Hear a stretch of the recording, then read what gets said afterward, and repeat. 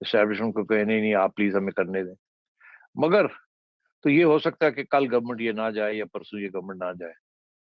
ہو سکتا ہے یہ 15 دن کے بعد جب یہ کچھ اقدامات کر لے اور پھر اسٹیبلشمنٹ آ جائے اور کہ اب جائے. تو کیا اس سے کوئی گارنٹیز ہیں اسٹیبلشمنٹ؟ کوئی نہیں گارنٹیز ملتی. تو پھر زرداری صاحب کہاں جائیں گے؟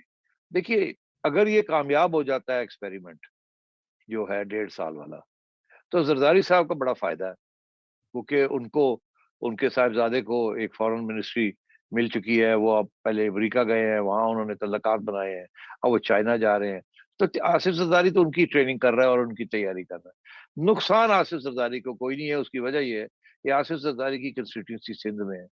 یہ کارکردگی اور یہ آئی ایم ایف کو سائن کرنا یا یہ ذمہ داری لینا ان کو کوئی فرق نہیں پڑتا. آپ کی پارٹی سارا بوجھ جو ہے وہ نون لیگ کو اٹھانا پڑے گا, اور خصوصاً پنجاب کے.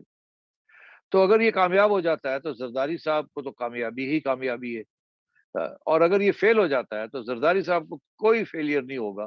نواز شریف صاحب اور شہباز شریف صاحب مسلم لیگ کا ہوگا. تو وہ تو یہ چاہیں گے کہ اس کو کھینچا جائے, اور اگر یہ نہیں ہوتا تو نہ صحیح. کیا ہوا, کیا فرق پڑے گا اگر 2 ہفتے کے بعد, 3 ہفتے کے بعد, 4 ہفتے کے بعد گھر جانا پڑ گیا؟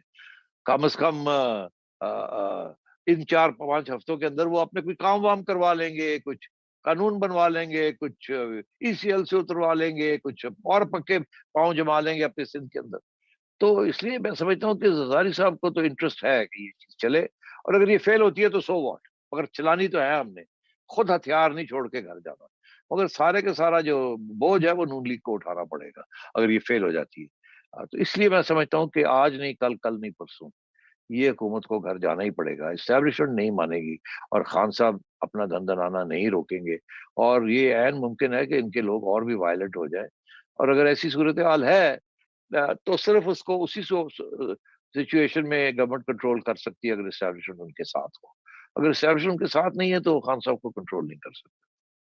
آخری سوال یہ بتائیں کہ اگر آج شہباز شریف صاحب چلے جاتے ہیں اور اسمبلی تحلیل کر دیتے ہیں, جو پاکستان کے معاشی حالات ہیں, آئی ایم ایف کے ساتھ جو مذاکرات, نگران حکومت جو بن جائے گی, وہ آئینی طور پر تو ان کے پاس صرف 3 مہینے ہیں, وہ ان مسائل کو حل کر سکتے ہیں؟ مسائل تو 10 دن میں تو حل ہونے والے نہیں ہیں, مگر جو caretaker government I M F کے ساتھ جب معاہدہ سائن کرے گی مشکل اقدامات کا, اور کرے گی امپلیمنٹ, اور ان کو کوئی فرق نہیں پڑے گا بیکاز انہوں نے الیکشن نہیں لڑنی. جتنی مرضی گالی پڑ جائے عوام کی طرف سے, جتنی مرضی عوام کی چیخیں نکلیں, مگر business community, international community, financial institution سارے بڑے خوش ہوں گے, اور فوری طور پہ آئی ایم ایف آپ کو پیسے دے دے گا. اور جیسے ہی آئی ایم ایف آپ کو پیسے دے گا تو سعودی عربیہ بھی دے دے گا, ورلڈ بینک بھی دے دے گا, اے ڈی بی بھی دے دے گا, اور لوگ بھی دے دیں گے, اور امریکہ کا رویہ بھی جو ہے نرم ہو جائے گا.